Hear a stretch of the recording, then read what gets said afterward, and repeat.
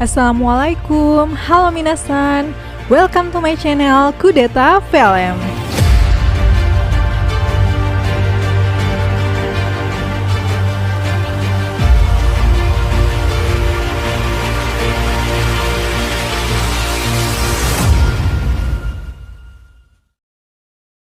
Gimana kabarnya hari ini? Moga sehat dan lancar semua urusannya ya. Amin. Kali ini kita akan melanjutkan cerita Kimetsu no Yaiba Sword Meet Village episode 3 dan 4. Pada episode sebelumnya, setelah Tanjiro menebas kepala boneka Yoruichi, terlihat pedang yang sudah berumur 3 abad dari dalam tubuhnya. Kotetsu pun bersedia memberikan pedang itu untuk Tanjiro. Walaupun pertama malu-malu, tapi Tanjiro akhirnya tertarik dengan pedang itu. Sayangnya pedang tersebut sudah sangat berkarat. Tetapi Haga Nezuka muncul dengan sosok tubuh yang tidak seperti sebelumnya. Ternyata selama ini dia mengasingkan diri untuk berlatih menjadi lebih kuat agar dapat membuat pedang yang lebih kuat untuk Tanjiro.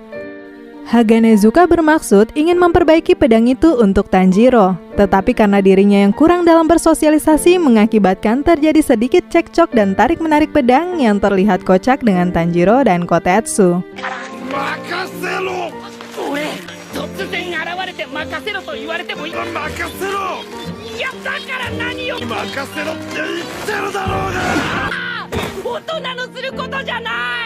Sebelum pergi, Haga Nezuka memberikan pedang sementara untuk Tanjiro sembari dia mengasah pedang baru temuan mereka. Malamnya Tanjiro yang polos pergi ke kamar gennya Shinazugawa dan curcol tentang apa yang terjadi padanya hari itu. Tentu saja hal itu tidak ditanggapi oleh gennya dan malah memarahi dan mengusir Tanjiro.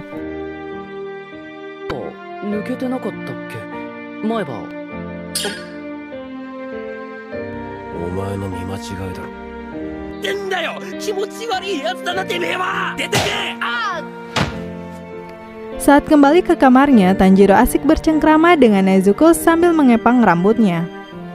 Di tempat lain terlihat seorang penempa pedang yang berjalan sendirian setelah berendam di air panas. Dia menengok Gucci yang terletak di tengah jalan, sayangnya Gucci itu langsung melahap habis dirinya.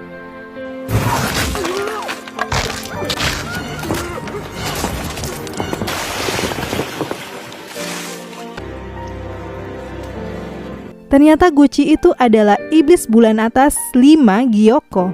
Desa pembuat pedang yang dikenal sangat tersembunyi akhirnya dapat ditemukan oleh iblis bulan atas nomor 4 dan nomor 5, yakni Gyokko dan Hantengu. Di tempat lain, Muichiro Tokito membangunkan Tanjiro yang terlelap bersama Nezuko untuk menanyakan keberadaan Pak Kanamori yang merupakan penempa pedang baru miliknya.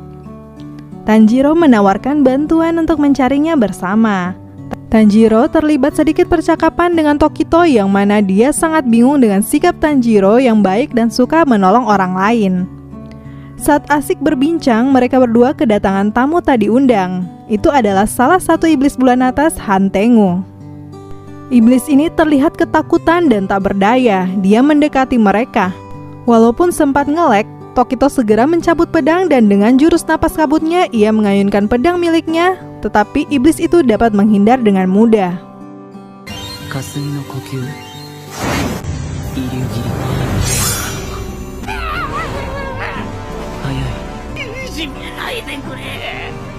Melihat itu, Tanjiro dan Nezuko ikut bergabung untuk menyerang iblis itu.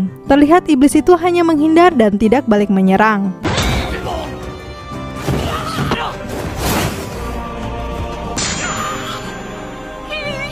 Selanjutnya, Tokito berhasil menebas kepala iblis itu. Tetapi berdasarkan pengalaman Tanjiro di mana menebas kepala iblis bulan atas tidak menjamin mereka akan langsung mati. Dan tentu saja ini bukan akhir, melainkan awal pertarungan hebat dimulai. Seakan membelah diri, sekarang iblis tersebut menjadi 2. Dan tidak seperti sebelumnya, iblis ini terlihat sangat kuat dan ganas. Salah satu iblis menggunakan senjatanya yang menyerupai kipas. Dan dengan sekali kibasan, Tokito terhempas sangat jauh. Hal ini meninggalkan Tanjiro dan Nezuko yang harus menghadapi kedua iblis sendirian. Iblis lainnya menghentakkan senjata yang berupa tongkat biksu ke tanah. Terlihat sambaran petir yang menyakiti Tanjiro dan Nezuko. こいつらも首を同時に切らない。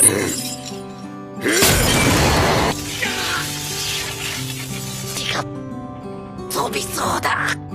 Untungnya di sana ada Genya yang datang membantu. Tetapi tanpa mengetahuinya, serangan Genya dengan menggunakan pistol dan pedangnya menyebabkan kedua kepala iblis tadi putus. Sama seperti sebelumnya, menciptakan cloning baru dan sekarang iblis itu menjadi 4. Salah satu iblis Hantengu bersayap dan membawa terbang Tanjiro meninggalkan tempat itu. Sedikit penjelasan, iblis-iblis ini merupakan kekuatan Blood Diamond Art milik Hantengu yang menciptakan beberapa cloning dari emosinya saat kepalanya terpenggal. Kembali ke cerita, Tanjiro berusaha melepaskan diri dengan menebas kaki iblis itu, tetapi ia jatuh dari ketinggian.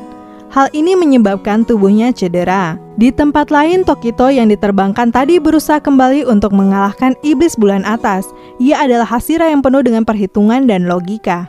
Ia sempat melihat Kotetsu kesulitan dan sebenarnya ia tidak bermaksud menolong para pemula yang hanya mengacaukan rencana utamanya. Tapi mengingat perkataan Tanjiro, ia akhirnya tergerak menolong Kotetsu yang sedari tadi dikejar oleh iblis.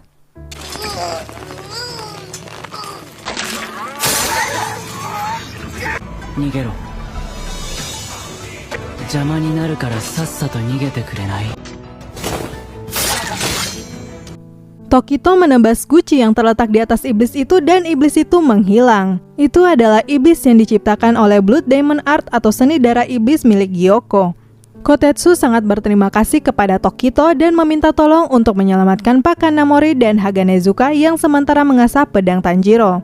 Sebenarnya Tokito ingin menolak, tetapi sekelabat ingatan muncul tentang dirinya dengan Kagaya pemimpin Korps Demon Slayer. Ia pun memutuskan untuk membantu Kotetsu. Di sisi lain, Tanjiro bertarung dengan Urogi. Dengan gelombang suara yang sangat kuat, ia menyerang Tanjiro. Tetapi serangan itu membuat Tanjiro sadar bahwa semakin mereka membelah, maka kekuatan serangan mereka akan semakin melemah dan terbatas. Urogi menyerang Tanjiro dari udara secara bertubi-tubi. Hal ini menyebabkan Tanjiro kewalahan menghadapinya.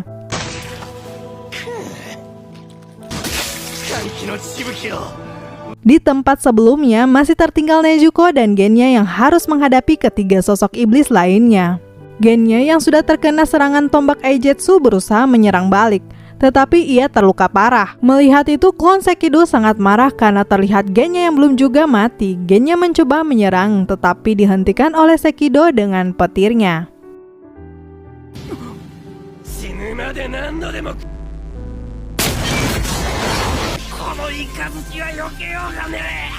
Tak jauh dari situ, Nezuko yang melihat itu juga berusaha melawan dengan menggunakan seni darah iblisnya.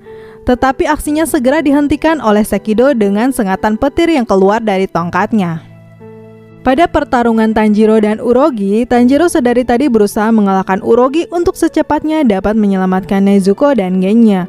Dengan sedikit taktik, ia malah memanfaatkan Urogi agar dapat menerbangkannya kembali ke tempat Nezuko berada.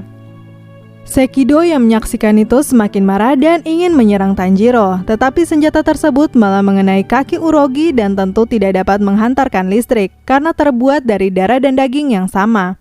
Kepandaian Tanjiro dalam pertarungan membuatnya dapat membebaskan Nezuko.